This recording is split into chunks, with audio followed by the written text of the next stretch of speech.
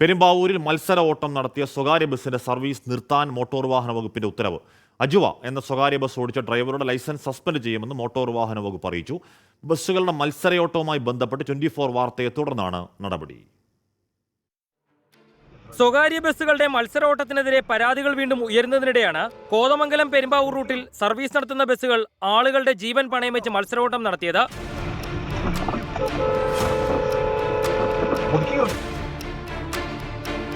കുറുപ്പുംപടിക്ക് സമീപം വട്ടോളിപ്പടിയിലായിരുന്നു അജുവ എന്ന ബസ് മുന്നേ പോവുകയായിരുന്ന സ്വകാര്യ ബസ്സിനെയും അതിനു മുന്നിൽ പോയ ലോറിയെയും മറികടന്ന് മുന്നോട്ട് പോകാൻ ശ്രമിച്ചത്.